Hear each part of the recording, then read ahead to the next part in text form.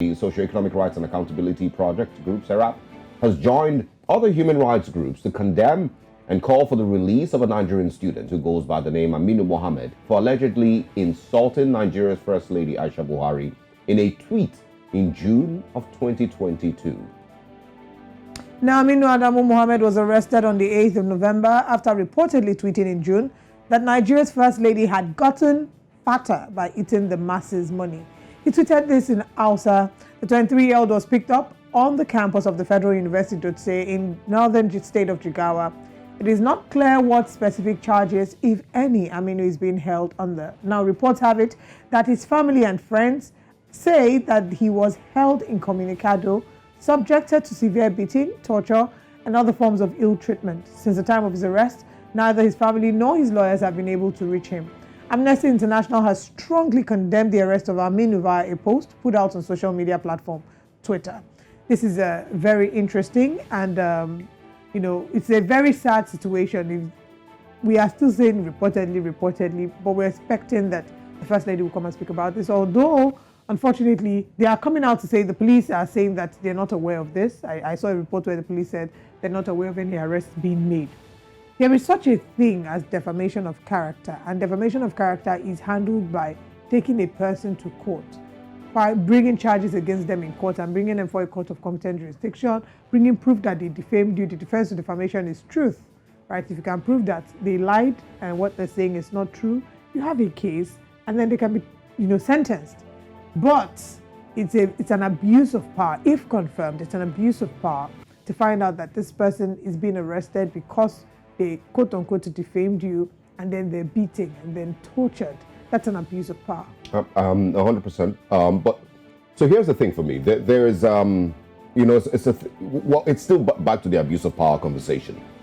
But I feel like every now and then this happens in Nigeria, because not the first time we're hearing something like this. I think former Nigerian President Goodluck Jonathan was also accused of, having somebody arrested, even if, I think his media team eventually denied and claimed that he had no, knowledge of any of those things that happened. Someone who arrested for tweeting something, negative about him. But here's the thing, with the current administration, there is a lot that needs to be learned about ignoring whatever you see on Twitter or on Facebook or wherever. A lot that needs to be learned. But because we have that willingness to, of course, abuse, the rights of citizens, we have security of agents, and in fact, a plethora of security agents at our beck and call when we get into office. That's why you see some of all these things happen. There is unlimited number of insults that get thrown at the American president every day on Twitter.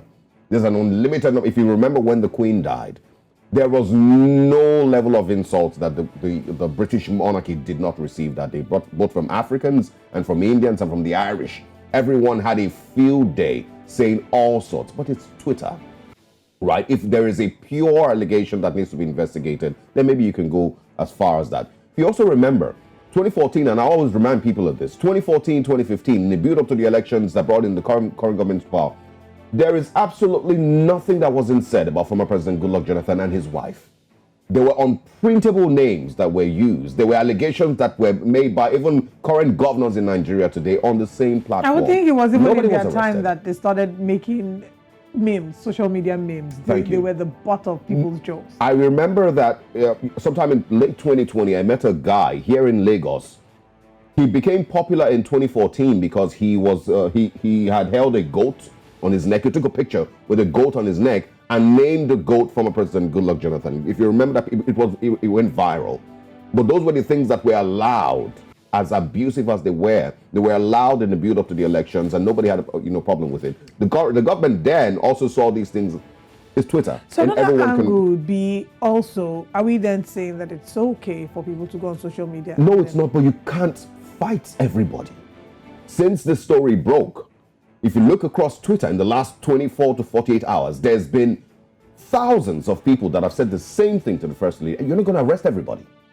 You can't fight everybody. And so these are things that you would expect that, why she, even on Twitter, seeing these things. So another thing might be that she might not even be, exactly, it may not even be her. It might not even be her. It might just be some busybodies. But according to what the story says, and there's people who, I saw a particular Twitter handle that claimed to have done, further investigation and said that she was actually there when he was arrested. Sorry. These are still allegations, you know, and we hope that we can hear from the government and the president's wife, Aisha Buhari.